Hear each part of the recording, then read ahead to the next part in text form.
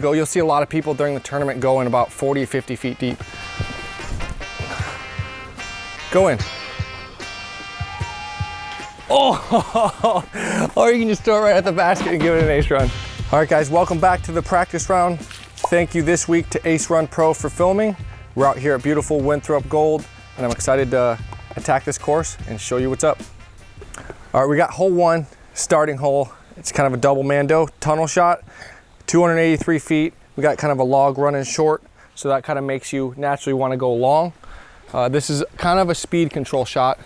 Not kind of, it is a speed control shot because you got to get over this log, but yet still stop short of the, short of the basket. See, that one was a little bit over the log and it kind of stopped. But you can't throw it low, otherwise you're just gonna hit this log, but it's easy to go. You'll see a lot of people during the tournament going about 40, 50 feet deep. Go in. Oh, or you can just throw it right at the basket and give it an ace run. Ace Run Pro. Oh, that's funny. No, the toughest part about this hole is kind of you got the off-centered gap. And obviously being hole one, the nerves are at an all-time high. So this gap almost feels like it shrinks up a little bit. But as you saw on my two shots, the second one was obviously great right at the basket. But the goal is to kind of land 20 feet short and kind of slide up. Because if you land pin high, this green is really fast and your disc gonna want to skip to 30, 40 feet long.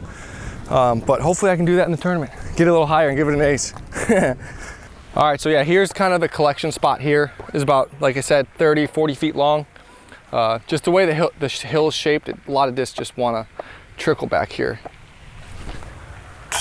All right, so got the two, but this is gonna be where you see a lot of people putting from. Whoops. But yeah, even the ace run hit the basket and skipped all the way out here. So there you go, gave an ace run on hole one, and that's how you do it. All right, we got hole two, 409 foot par three. You got a left gap and you got a right gap. The left gap kind of forces you to throw a flex shot up the middle, and the right gap's like a low line drive hyzer. I'm gonna go the left to right aggressive shot. So I'm gonna go left to right flex shot with the Explorer. All right, so I'm just gonna try to keep this one low. It's naturally gonna wanna make your nose go up because you're going uphill, so you kind of gotta fight that and throw what feels like a little bit nose down, because you don't want it to go up and hit the limbs up there. There's some guardian trees with some limbs hanging down. So just try to throw a flex shot with this Explorer. That was pretty smooth. To hit the camera guy. So that should be about 40, 50 feet short right. Should be, maybe push that OB line on the right-hand side. So I'm gonna try to flex out a little bit more with this one. Similar shot, just to try to get a little bit more finish at the end, which is hard in this left to right crosswind. Ah, too wide. See, that's kind of the tough part with that shot. I'm gonna try the right side gap, throw a little hyzer. There's a low shot. So it's all dependent on the skip. I didn't get a very good skip, but I hit the gap enough to get most of the distance. This hole, if you get, you gotta look at holes out here, like how am I gonna play it for 4 rounds? And if this hole, if you can get 2 out of 4, you're gonna be doing great, as long as you're not bogeying this hole. That's kind of the name of the game. You wanna get birdie putts, but if you're not bogeying and just getting easy, smooth pars on this hole, your round's off to a good start. So yeah, I landed a little bit short right, kind of a little closer to the OB than I want, but that's kind of just how this hole is. It's a little tighter than it looks like from the tee. So we'll give a couple putts from here, just to kind of get a feel for it in case I land here. Steadily got closer on each putt until the final one. But yeah, that's hole two. I'm probably gonna go with that flex shot with my orange Explorer here and just try to play for about 40 feet short, 50 feet short, and give myself a good high percentage look for birdie and not risk getting a bogey. All right, we got hole three, 841 foot par four, kind of a dog leg left and then back right with the double mando about halfway through. This is a tricky hole. It's almost like a bonus birdie, I would say. You gotta throw like a 550 into a tight landing zone with OB. And yeah, usually pretty windy. So see if I can get in position. All right, so what makes this hole so tricky is this kind of tree on the left-hand side here. You want to throw it like inside and left of that. It's just hard to get around that, but still get in this landing zone that's back left. So you kind of got to throw like a penetrating hyzer flip. And this left to right wind actually kind of helps your disc kind of stay straight for longer, because you don't want to cut too early and then you'll go OB. So see if I can throw it. It's like a penetrating hyzer flip that kind of glides a little bit up, and see if I can hit it right. Actually looks like that should be pretty good. If I'm, ooh, really close to the OB. That's the tough part, is you gotta be like, cut that OB so close if you wanna get in that sweet spot to have an angle into the green. So let's try one more. That one looks better. Okay. Yeah, that one was really good. Yeah, as you can see, the OB up here, obviously on the left-hand side, you want to try to throw a hyzer and kind of get into that left landing zone. But if you throw too stable of a disc or throw it on too much hyzer, it's just going to go straight out of bounds. You got to kind of throw a hyzer, like penetrating hyzer that stands up a tiny little bit, but yet still finishes. So very particular shot, and it's very touchy. You got to have the perfect disc, match the perfect disc with the perfect line to get in that landing zone. All right, so here's my drive. As you can see, I'm pretty close to the OB on this one. My second one's pretty much in the absolute perfect spot. But you can see why you want to kind of land a little bit more left. Opens up this gap. Now I've kind of got a little chopped off angle, but you really just want to throw like a forehand. Once again, you want to throw like a little glidey that's going to skip. Because if you throw too stable, it's just going to hit the ground and not get that right hand skip that we want. So this is my criminal. It's not super overstable, but stable enough it still wants to go right and get a good skip here. A little low. So I hit that the front side of that hill, because that's just kept it from going straight. So I want to land past that hill to be able to get that skip up. And that one I hit the upslope. So I'm going to land hopefully just past the upslope with this one. There we go. That's way better. Past the upslope, it's going to skip more. That kind of got a straight skip, but we got about a 50 footer from there. So this hole, as you can see, I threw two pretty good shots there. Still have a 50 footer. The second one would be ideal. And yeah, that's kind of the perfect spot. But yeah, as you can see, this hole's tricky because I threw a 500-foot shot and I still have this, tricky around a corner with the mando and all these different variables. So this is the type of hole, I would say 1 out of 4. If you birdie this hole 1 out of 4 this week, you're looking good. Yeah, as you can see, this one was my second shot, the one that didn't hit the upslope, and I was able to skip. But I mean, as you can see, still, not far from a gimme putt. As you can see, I'm left with a lot of long putts so far today.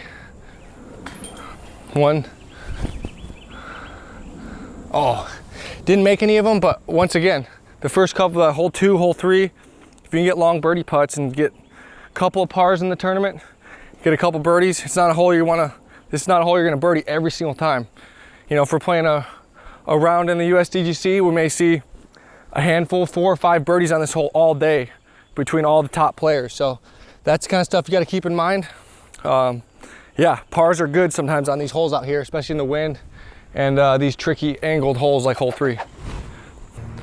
All right, hole 4, 299-foot par 3. Very unique hole here at Winthrop. Dead straight tunnel shot. You don't get that a lot out here. So this is a hole, if you either hit the gap or you don't, and that's the most important part. I'm gonna throw a couple truss, see if I can hit the gap. Yeah, so I'm just kind of throw like a little flippy truss. We got a little bit of a right to left crosswind, so I'm gonna throw a little bit flippier than I would normally, just because that crosswind's gonna want to stable it out, and I want to counter it with the understability of this truss. So try to pop it through the gap.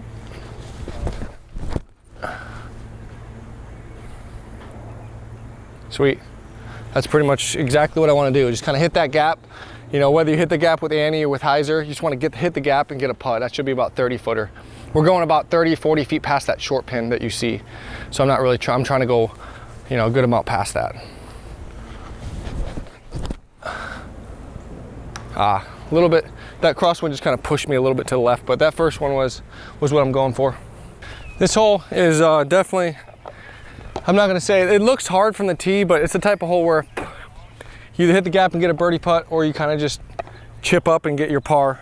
But like, this is a very common spot. Go a little bit left, have kind of a blocked out putt with this tree.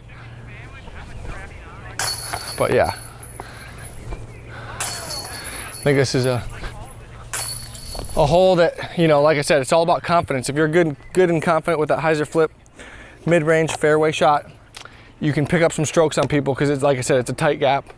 It's not the type of hole you're gonna really be scrambling for a bogey. If you hit a tree, it's pretty open and getting a par, but yeah, if you wanna win the tournament, you're gonna have to birdie this hole. All right, hole 5, 1,025 foot par 5. Not really a reachable par 5. It's definitely 3 shots, and the first shot's left to right, forehand. I'm gonna throw a forehand shot, and I'm gonna go with a couple enforcers, try landing landing zone. We got a pushing right to left wind, so that's gonna naturally wanna push your disc to the left towards the water. So I'm just gonna throw super stable and just focus on landing inbounds, not getting distance. Something like that, just kind of counter it and make sure it's a little bit on the left. I like being a little bit towards the water. It gives you a little bit better of a shot on the second shot. So that one's good too. Either way, this one you want to just throw about 425, 430, something like that, just to keep the water out of play and get yourself a good second shot in. A lot of times there is that, like I was talking about earlier, the right to left wind. So I definitely have 2 different disc choices. If it's a right to left pushing wind, I'm gonna throw a super overstable disc just to make sure I get to the ground and don't get that glide out into the water. And then if it's got a left to right or no wind, I'm gonna throw a little bit more glidey, because then I can get a little bit more aggressive and get that little bit more distance to make that third shot over the water a little bit more manageable. So you've got 2 different game plans, 2 different discs in the arsenal, and whatever situation, whatever kind of wind conditions we have, I'm ready for. All right, it brings us to my drive. As you can see, we got a right to left slope, we got a right to left wind. So if you miss that nose angle and get a little bit too much turn, it's real easy to sail out into the water. So that's why I throw my super overstable enforcer on this shot, on a shot like this. And now I'm gonna throw a criminal on a forehand just along this tree line. I like to use that tree line as my aiming point, and then I want to kind of fade back into this row of trees. That's kind of where I want to land, just to make sure it's super safe. And I'm going to want to throw this about 350, kind of in line with the camera guy, except a little bit to the right of him. A little bit low on that shot, but hopefully get a little skip. Yeah, I want to be a lot further than that, so that would be not ideal. You know, it's be a tough shot across the water. So this one a little bit higher, a little bit more flex. That one's a little bit too close to the water. It should be all right, but I don't want to be that close to the water. Yeah, that's a good shot. Like I said, I want to be a little bit more to the right and just not bring that water into play as much as I did. That was safe, but I really don't want to be even that close. I want to be as high percentage as possible and just play it out to the right. All right, one thing I do like to do when I'm practicing is even if I throw a shot like this, you see how close I am to the water and how I had to kind of flex over the water. I'm going to probably throw my disc naturally over here. That's somewhere that is more high percentage, away from the water, still a great landing zone. So I'm gonna go here and then throw my couple shots from there, just because that's more of the tournament play, not taking on the water as much as I did on that shot. So this third shot is definitely something that is, you know, you always hear players and pros throw, you know, coming 3, 4, 5 days before the tournament, getting practice round after practice round in. And this upshot is a perfect example, because one day you'll walk up to this shot and it'll be a right to left and it'll gauge the wind perfectly. The next day it's going to be a left to right. So you got to be able to make the adjustment on the fly and be able to change the disc, change the shot you're throwing based on that wind. You may be in the exact same spot and get 3 different scenarios in the tournament. So you got to be ready for that. So this looks like we have a little bit of a left to right wind. So it's just going to keep the disc a little bit straighter and it's going to be a little bit more glide. So I'm going to go ahead and throw a harp, just because the wind's gonna want to keep it straight. I don't want it to hyzer too much. I'm playing to about 30 to 40 feet to the right of the basket.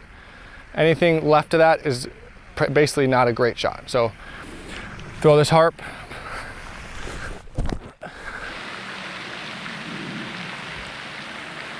Should be about 50 right of the basket. So yeah, I'll throw one more shot and take on. Thanks, bud. This one I'm gonna take on the basket a little bit more. So a little bit more direct route at the basket. That should be way better. Yeah, so that one's about 40 to 50 feet away. And so now I know if I come up to the tournament and I got this little bit of a left to right wind and I land somewhere in this 30-foot circle, I know the shot to throw. All right, so here's the green. Obviously you're challenged on the green on the third shot and the fourth shot if you get up here putting for birdie, because like I said, you want to make sure to favor the safe side of the green, but then if you do that, you got the death putt like I got here. So it's definitely something to where if I'm near circle's edge or closer, then I'm gonna go for it. But if I'm not that close, then I probably wouldn't go for it. So sweet, I was able to be close enough to kind of get comfortable and confident with this putt. So if I'm inside of that, where my shot landed there, anywhere inside of that, I'm gonna go for it. Anything outside of that, I'm probably gonna lay up. All right, hole 6, 371 foot par 3. This is the sand hole, and obviously you got the green on the sand, so the goal is to throw a shot. I'm gonna be throwing a mid-range trust, and I'm gonna throw in a felon. You kind of want to hit short and kind of trickle back left into the sand, or leave yourself just short of the sand with about a 30-40 foot downhill putt.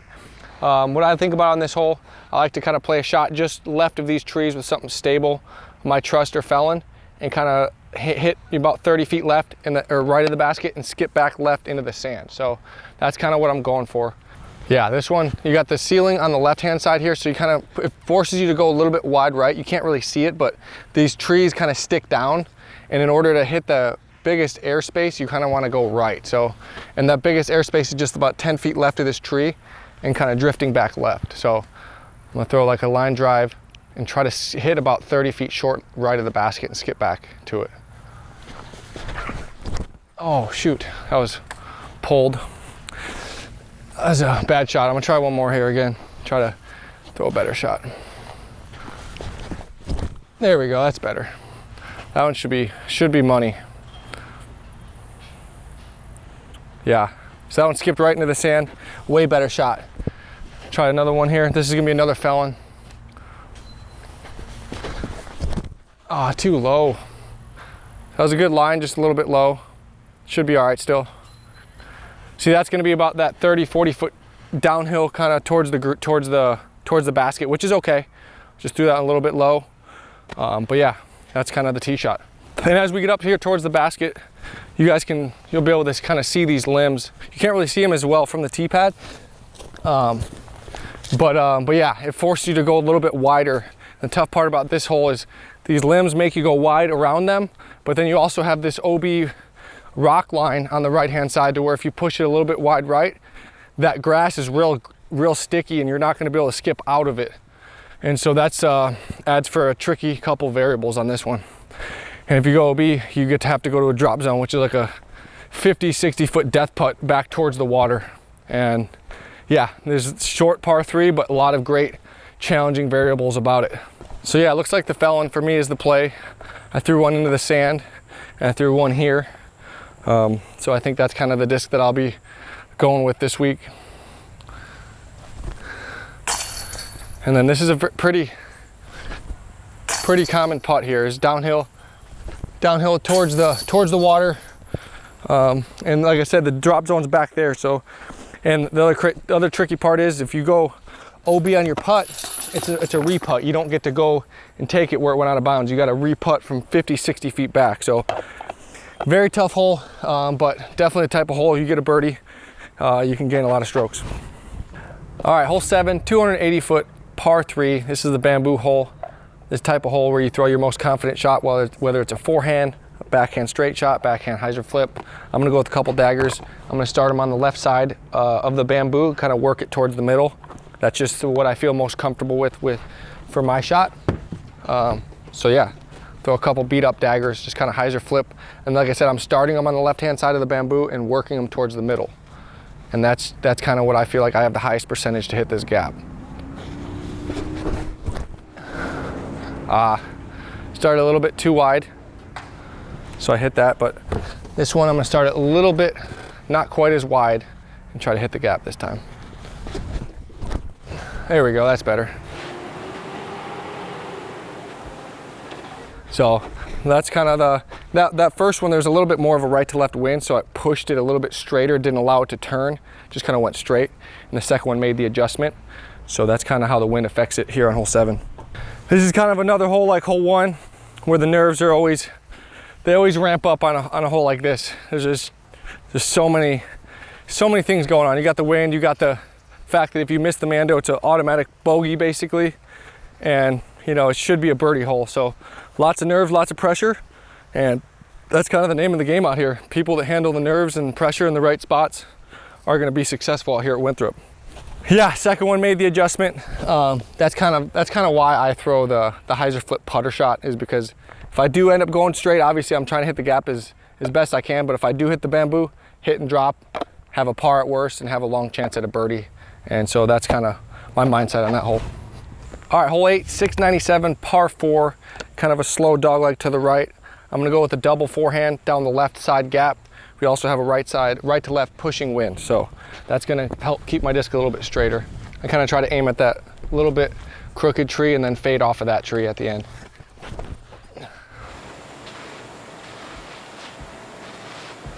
So that should be a little bit in the middle, and then I'll probably throw forehand fairway or something from there. Yeah, they cut one tree out here on this hole, and you'll see it once we get up there closer to my disc.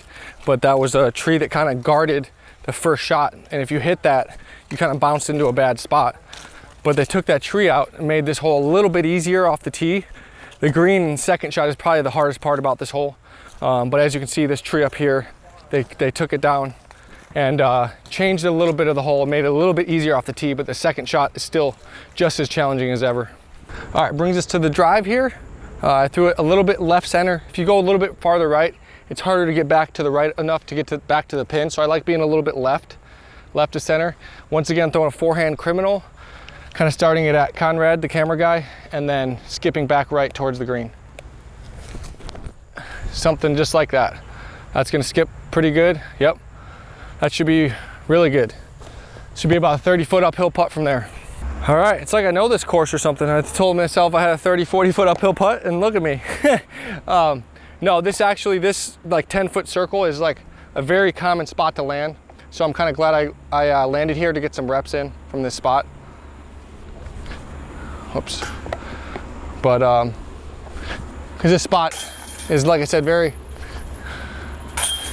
common spot to land, because it gets a little awkward at the straddle putt. You got uphill, a lot of times you got wind. So yeah, it's good to throw some putts and kind of see how your putter's reacting going uphill with the wind. And so that way, if I have that putt in the tournament, I know, hey, its tendency is to drop or to rise or whatever it may be. All right, hole 9, 362, par 3. We got fake Christmas trees and we got OB everywhere. And today we got wind. So that's the ultimate experience here on hole 9. But obviously we got the headwind. It's almost like a right to left headwind.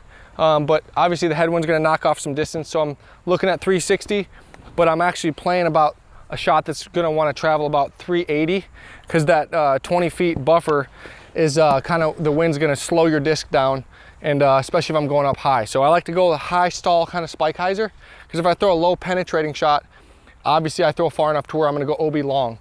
So I'm gonna throw a nice high spike hyzer to get my distance control where I want it, and then hopefully kind of crash in inside the circle. So nice high release and control the distance.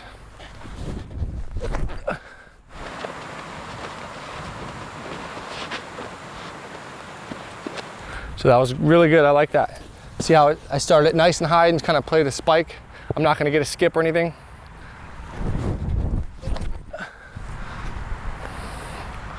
That one's might be a little short. Oh, I hit the rock. Try one more. Try criminal on this next one. See if that can't be a shot I can add to the game plan as well. There we go. That one looks better. Maybe go, yeah, I should spike. Yep. But yeah, that's hole 9's all about the distance control of the shot, making sure you know how to play the wind, how to play no wind shot, and you got to have the disc that has the right distance control for each scenario. I land a lot of discs in this general area.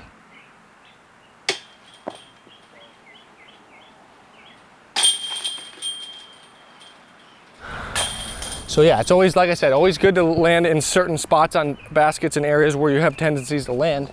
Obviously it's great if I can land here and get a tap in birdie, but if I can't, and I have to grind out the birdie, you know, I'm ready for it. All right, hole 10, we got a 549-foot par 4, reachable if you go straight at it and take the aggressive route. There's a lot of different ways to play it, but my way. I'm gonna be aggressive. I'm trying to get the eagle and get some strokes on folks on this hole. So we got a little bit of a left to right wind. There's a bush kind of down there that I use as an aiming point. I know I want to kind of fly my disc over that or even to the right, and then it's going to naturally want to fade back, like I said, 500 feet down there. So throw a little bit of a natural anti-flex shot. I'm throwing a rive, and it's pretty good pop to get it there. That one's just two nose up. Not a good shot on that one. Didn't trust it, didn't turn it. So now this one I'm gonna naturally want to turn a little bit more.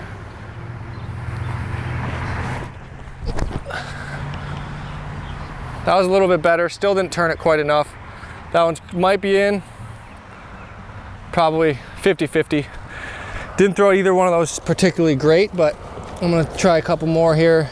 I'm gonna try to throw a natural flex. I thought it was a left to right wind, but it seems like it's actually a right to left based on how my discs are reacting. So that's kind of what I'm gonna play on this next shot.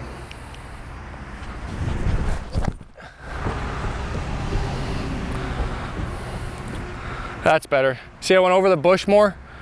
That one's gonna be great. Oh yeah, railed around inside there. But as you can see, that's the difference. That one I trusted, it went over, flexed over the bush and then kind of skipped back. Whereas the first two kind of hyzered in front of the bush. And that was the difference between a good shot, potentially a bad shot. All right, I'm also gonna throw a couple from the drop zone here. Every time I play this hole, I make sure to throw at least one or two from this drop zone. Obviously that's something, it's not something I wanna go to the drop zone, but also if I do happen to go out of bounds, I wanna make sure I have the shot dialed in to where I can get the up and down for the easy par. So I'm gonna throw a felon. This is the 330-foot shot. Should be a pretty routine hyzer for us.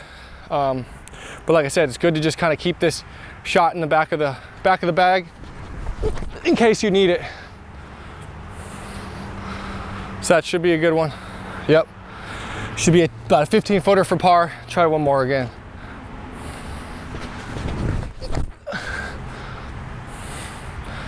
Similar shot, maybe go in.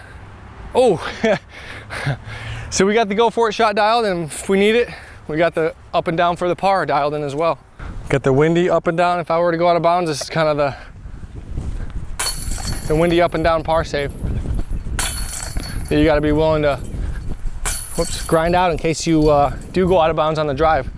But I did throw one inside the bricks. That's tough to do. I've never done that before, so one of my best shots ever on this hole. I was left to right when I was throwing. It switched to a headwind. It's almost, since I've been on the hole, it's switched almost 2 or 3 different directions. So that's what makes this hole so challenging. All right, hole 11, 724-foot par 4.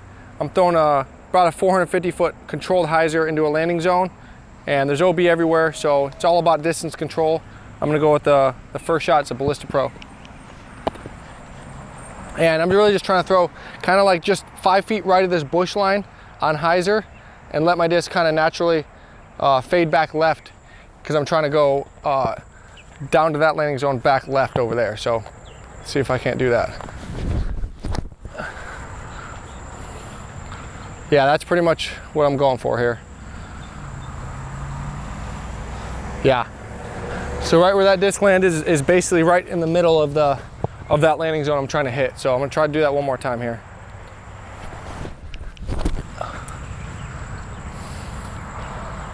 Same shot. I hit the bush, but it's still a really good shot.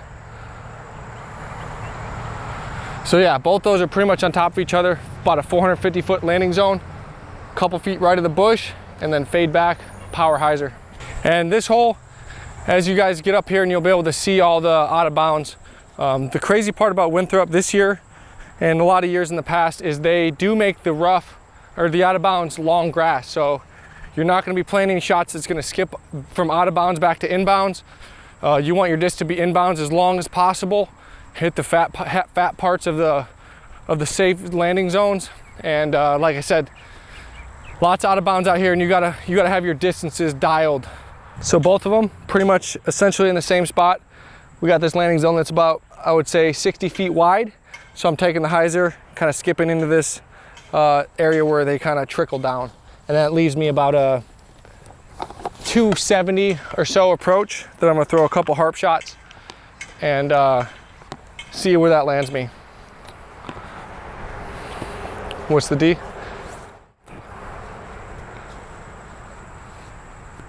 270. It's always a funny game because we always rangefinder. I think it's because so long I played without a rangefinder that I can just kind of look at it and just get a general distance, and I'm almost always within 5 or 10 feet of it. It seems like it's crazy. What was it? It's 274. So 4 feet. Yeah, I usually give myself about a 5 or 10 foot buffer zone. That's how far the hole is.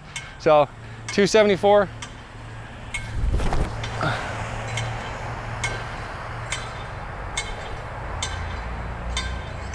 So yeah, that should be about 15 feet short, 20 feet short. This one I'm just gonna try to glide a little bit more. Oh, that one's just too low. Same shot, just too low. Oh, skipped out of the OB. So that's a little bit short. That one's about 25, 30. But yeah, I definitely wanna keep that disc nice and high over the out of bounds, so that way I'm not risking landing in this long grass out of bounds and Velcroing, because you're not gonna get much of a skip if you hit in there. During the tournament, oh, spit out. Oh, there's the Winthrop roll right there. But yeah, landing zone is about 450. As the human GPS said, 270 foot to the upshot. And those are my distances here on hole 11. All right, hole 12, 901 foot, par 4, lots of OB. You can either lay up off the tee. I'm gonna throw a couple layups because that's probably my tournament play. And then you can blast one 500, 550 down the fairway, set yourself up for a potential 3. So let's rip it up.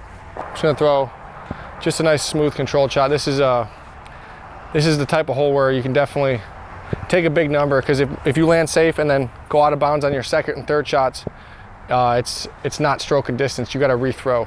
So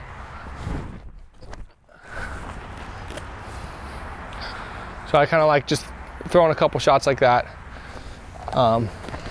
So there's the layup. I'll throw a couple of bombs once they get out of the way. But this hole, yeah, my reason for a layup is just because, like I said, if you land where they do and throw out of bounds, you just got to keep throwing. You don't get to advance. And a lot of people have ruined their tournament on this hole, and it just can equal a big number. So here's gonna be a blast.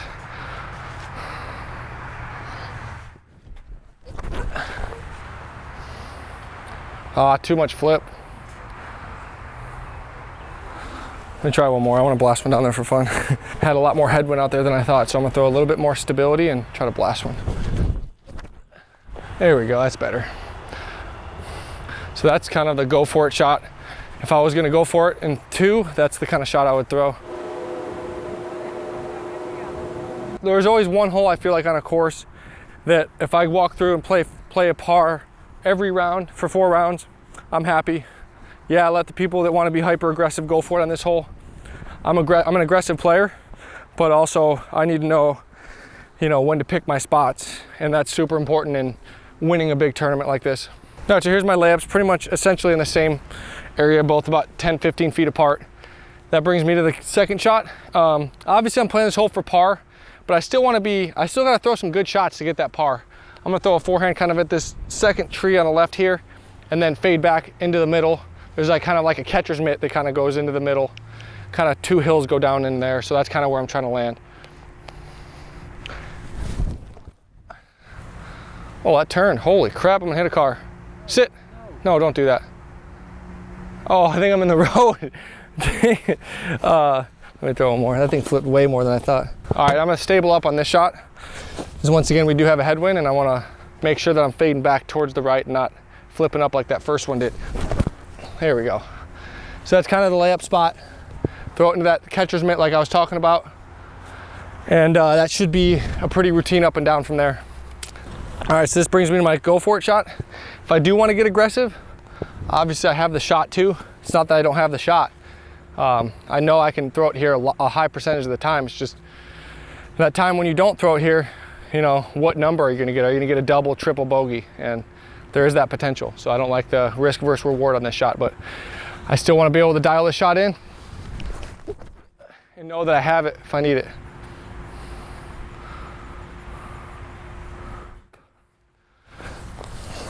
All right, here's my layup spot.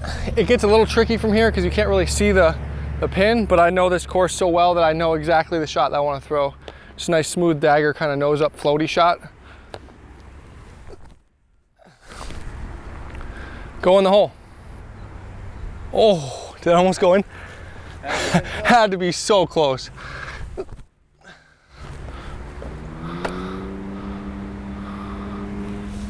So yeah, that's kind of the shot. So nose up floaty kind of shot that doesn't have a bunch of speed going into the green. So yeah, my go for it shots both landed inside the circle, and my layups kind of also had an easy par. So I definitely have a decision to make. I can go for it, I can lay up. All depends on the wind and how I'm feeling. All right, hole 13, 848 foot, par 4. You got a big mound right in front of the tee, and then you got this wide right-hand side hyzer. That's what I'm gonna go with. It's high over some trees, kind of takes you into the fairway. I feel like that's a higher percentage play, so that's what I'm gonna do. So yeah, I'm just kind of seeing this gap, throwing up nice and high over top of these trees, and just kind of throwing like a pretty hard, full rip hyzer.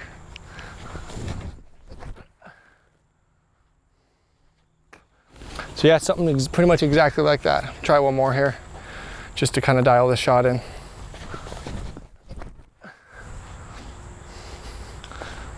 Yep, so that's kind of the play. High percentage shot. This hole is a tricky par 4, one of the hardest on the course. This hole it's tricky when you throw the hyzer because you're going so wide, it's hard to get any forward penetration. So it leaves you with a longer second shot. But that's kind of the risk reward you take from taking the wide right hyzer versus over the top. You're throwing so far up in the air that it's easy to turn the nose over to the right or throw it nose up and go left in the woods. So I like throwing the hyzer, just making sure I land in the fairway, give myself a good looking second shot. Makes it harder, but I still can execute it. It gives myself at least a chance for the 3 on this hard par 4. Yeah, obviously if I threw up the middle, I could get that a little bit further, but I also risk going in the trees or going OB right. So I'd sacrifice a little distance to be in the fairway here. And like I said, it makes me have to throw another driver to reach the green, but that's all right. I can still do that. Oh man, I didn't turn that. That was terrible. I'm gonna throw this one. Throw another driver and see if I can't. I got a right to left pushing wind, so it just pushed my disc straight left, right out of my hand. So I'm gonna have to kind of counter that and throw more angle. There we go. So much better.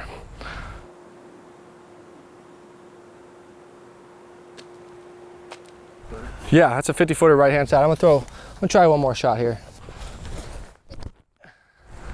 There we go. I like that a lot. It's gonna slide up. Should have, yeah. That should give myself about a 40-50 footer from short of the basket. And I'm totally like that way of playing this hole. As you can see, a lot of variables on this hole. On the drive, on the second shot, there's this tree here that you'll see a lot of people go left of, because if you throw it into this tree, it's out of bounds and you're taking automatic bogey, potential double bogey. So you'll see a lot of people do like what my first one did, leak out to the left in the woods, and that makes it a tough up and down par. And so, yeah, a lot of tough variables in the first shot, second shot, and potentially the third shot on this par 4. Just a very good, challenging par 4 for the top players. So yeah, the one I threw good, landed obviously right-hand side. I think the right-hand side of the basket's the side to favor on, because if you go left, as you can see, the basket's completely guarded, so you can have potentially no putt at all. So right-hand side is the move to give yourself an open look for this this birdie here. So as you can see, hole 13 is playing tough this year. I would say if I get 1, potentially 2 birdies and the rest pars for 4 rounds, I'm happy. All right, hole 14, 413 foot, par 3, downhill. We got hay bales on the left-hand side. I'm gonna be throwing a forehand and letting the wind kind of take it to the basket. The first one I'm gonna try is an enforcer, kind of throw a flex shot. It's all about the starting point of this hole. So far downhill, you gotta pick a starting point. My starting point is kind of throwing a flex shot at those trees and kind of letting the stability of this enforcer kind of dive to the ground. So.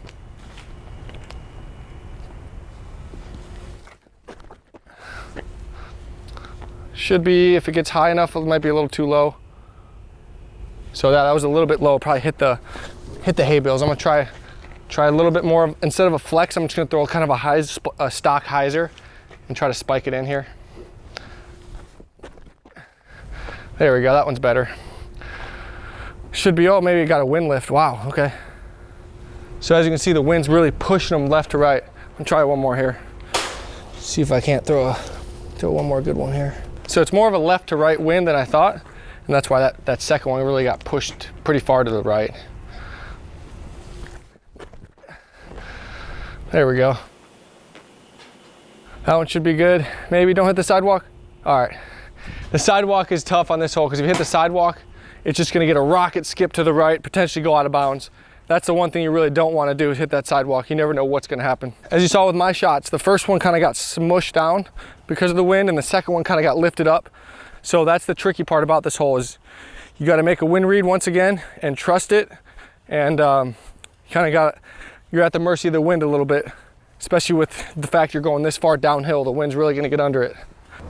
All right, so the wind kind of blew my disc over here. A lot of times you'll be left on this hole with the downhill, some sort of windy death putt, which is totally normal in this shot. But yeah, you're gonna have to get comfortable being uncomfortable with death putts out here because lots of water, out of bounds. There's a lot of tough basket placements, and it's all about being comfortable with those death putts. So that's hole 14 out here at Winthrop. All right, hole 15, par 4, 539. We got through a triple mando, got a ceiling high, left mando and right mando. So it makes it, the tee shot, a lot more nervy than you would want, but definitely a pro tip that I actually learned from Will Schustrick is he's I think 3-time champion here, but he told me when he played this hole, he always played this hole really well. He aims at that right tree with like a stable disc, aim at that tree and then fade just in front of it to get yourself through that gap. Instead of aiming at the middle of the gap, aim just to the right of the gap with a stable disc and it'll take you into the middle of the gap because we're still, like I said, 300 feet away from this gap. So that's something super important that I've taken away from this hole, and I've definitely added it to my repertoire. I'm gonna go with a felon, and like I said, I'm just gonna aim at that mando tree and with a slightly stable felon, and then by the time it gets to the mando, hopefully I'm going through there. Ah, too high. I made the mando just a little bit too high. Try this one. I didn't trust it quite enough.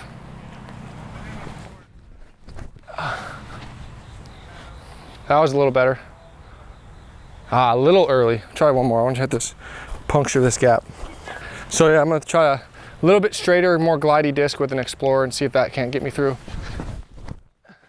There we go. That's so much better. See how it kind of flew right at that tree and then just left of it? That's kind of what I'm looking for. Yeah, so this hole has the tendency to get people to just the nerves to get you on this hole for sure.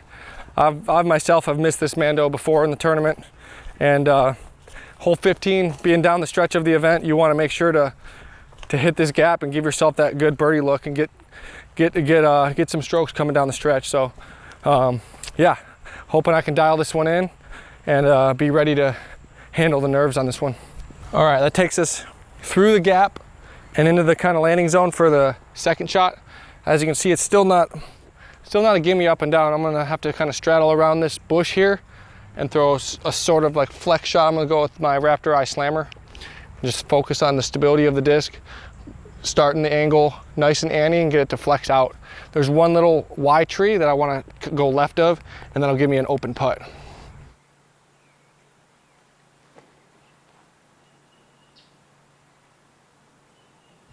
So a little bit early right, I'm gonna try one more shot. That's in the gap, should be about a 20 footer. I'm gonna try to throw a little bit straighter and left of that tree that I went right of. So I'm a little bit more right, left than that first one. There we go, something like that. That's pretty much exactly what I'm going for. So that spot is a nice 20-foot circle I can land in to give myself about a 30-footer open putt for birdie. So here's my second shot. Here's the tree I'm kind of trying to go right of, trying to land it in this general area, and it'll give me a semi-open putt that I have a high % chance of making.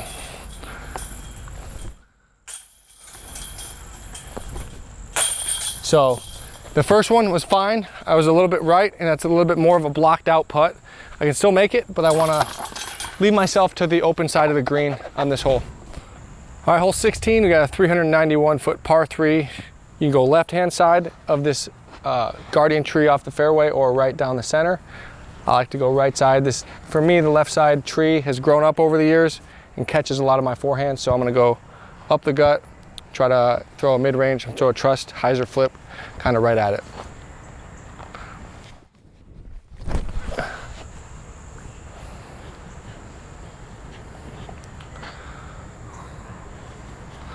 So yeah, I kind of like that. I'm gonna throw one more.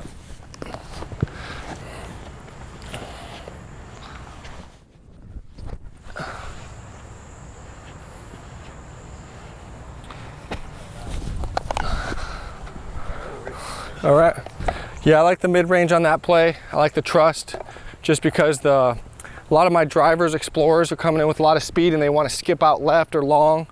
I know if I hit the gap with a little bit of hyzer, the mid-range, and with this little bit of headwind, it's going to pop up to flat and hopefully land nice and flat and slide up inside the circle. That's just my most comfortable shot on this hole. And like I said, it looks like it would be a forehand shot, but you guys can't see this overhanging limb. A lot of people hit it and drop out of bounds, and it's just a variable I want to eliminate and just go right at it, point A to point B, and give myself that birdie putt. So this is the kind of awkward putt we got with these trees in the way. I was thinking about starting a YouTube channel one time with me playing called Bogeys Aren't Boring. That's funny. So as you can see, the right-hand side of this basket, if you go 20, 30 feet right, you're gonna contend with these trees. So ideally you wanna be short and right on line with the basket to avoid these trees in your putt. All right, we are on the iconic walk from 16 to 17. You've seen it year after year, people ruining the tournament on hole 17. I think just the buildup of this walk, walking from 16 to 17, knowing the pressure you have coming up on this next tee shot, it builds on you. And so this is the time to calm your nerves and get ready for probably one of the most important shots on the entire course, just because if you don't get it in bounds, your tournament can be definitely lost on this hole. All right, hole 17. This is the iconic hole, 249 foot par 3, and it's downhill. And we got a left to right wind today. There's always a new variable on this hole, whether it's the wind, whether it's the pressure of the moment. This hole, it just forces you to throw a good shot. Not only that, but also calm your nerves, calm whatever crazy thoughts you got going in your head on what's happened previously on this hole. It's just, yeah, it's a battle within yourself. And so yeah, that's what it takes to throw a good shot on this hole. It's a lot more than any other hole in the sport, really. But for me, the way I dissect it is I like to throw nice and high. I like to use as much room as I can high, kind of fade it back out because I don't want to throw a low penetrating shot because of the hay bales. And we got 2 pins on this hole. I like to throw about 30 to 40 feet right of the left pin, and that way it gives me a putt at both of them. So I'm gonna try to almost park the right pin, even if it's the left pin for the tournament that we're playing. So throw it nice and high with a harp or something, and kind of hopefully just fade right more. Okay, that was even a little bit more aggressive than I would have liked. I want to go even further right. That's a great shot to both pins. As you can see, I got like a 20-footer to both pins. This one I'm gonna throw a little bit higher and a little bit more right. There we go, that's kind of better. That's what I'm looking for. That's kind of the shot I'm looking for. Nice and safe. I got a putt at the short pin, putt at the long pin left, and didn't risk going out of bounds, and I can still get an easy par and potentially birdie if I want to get aggressive. So here's the one, the nice, super safe one. Kind of gives me a nice long bit at it.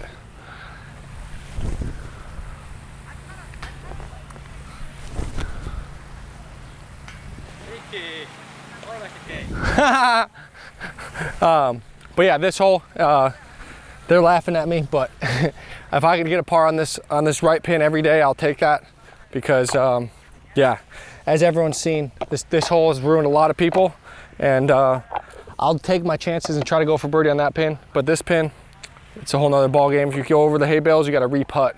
You don't get to advance, and that's how you get a 7, 8, 9, 10 on this hole. So yeah, look for me to be playing for the fat side of the green, taking high percentage pars, and if we got a short pin, I'll get the birdie. All right, hole 18, we got a 647 par 4. We got a slight uphill on the first shot. It gives you kind of an uphill run up to give you the second shot into the green. I'm gonna go with a couple truss, just control the angle, control the nose angle, just keep nice and flat, and hopefully have like about a 300 or 320 foot approach. All right, this one I just really want to keep nice and low and into this, kind of throw it into the hill.